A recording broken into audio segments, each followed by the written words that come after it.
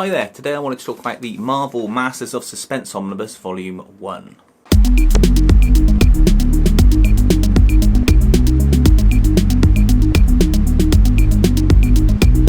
Marvel Masters of Suspense Omnibus Volume 1 from Stanley and Steve Ditko is a collection of the stories they produced prior to your sort of superhero era with Spider-Man and Fantastic Four and all of that.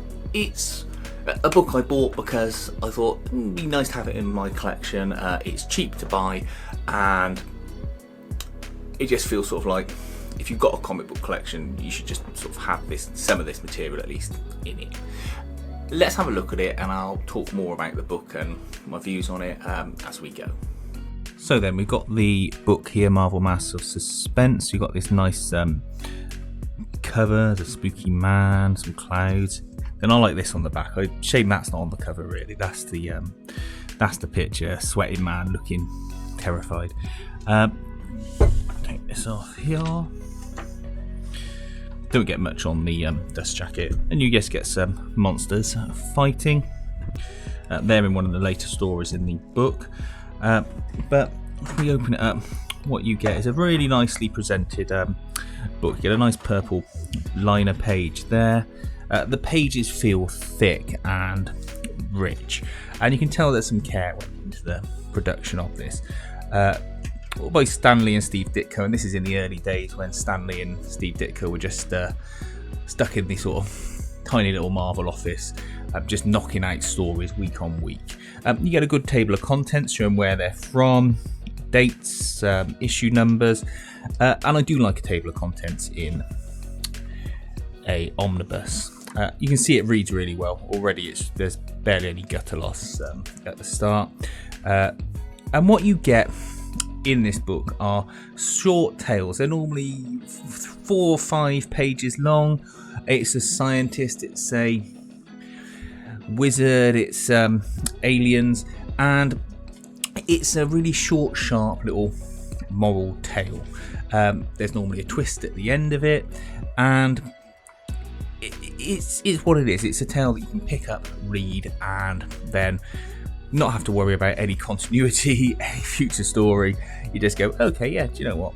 That was a fun tale. And look, you get these kind of panels that Steve Ditko's known for. He's known for the close-up on people's faces. Most stuff in comics used to be at mid-distance, but Ditko enjoyed doing these kind of things. It's a bit like Kirby as well.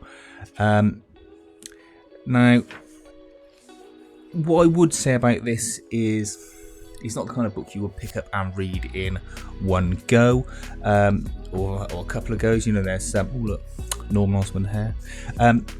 You read this for like 3 or 4 stories, and you put it down, and you might come back to it later. It's a good book to read, just having a cup of tea, if you just want to switch your brain off for a minute. They're not childish stories either. They've got sort of adult themes to them, and I think that's probably what led to the longevity of the series. That these weren't baby stories just for little kids. They were stories with real consequences. They tend to be sort of tales of science fiction and magic as opposed to monsters and things like that. But then they've got other volumes and other works that deal with monsters and stuff. It's got a great binding on it. It opens really well. It reads really well. There's no risk of this coming away, it would seem, at the moment, from the ribbon. And I got it really cheap. I got it for about £32-33, something around that. That's all in with postage and everything. So it's a good one to have in your collection. I don't think I get the second volume of this, because there's only so much of this I can really take. But this is certainly something that, if you're a comic collector, you want to have in your collection. Okay, so that was the book. As I say, it's nice to have in the collection. I wouldn't pay a lot for it. The stories are very repetitive, and it's the kind of book you pick up, read a couple of stories on, and then put back down again. It's not something you sit there and read through. But that's how comics were designed back then. You will pick them up, read them, then chuck them, I think. Let me know if you've got this book. Please feel free to like and subscribe, leave any comments you got on the book, and thanks for watching.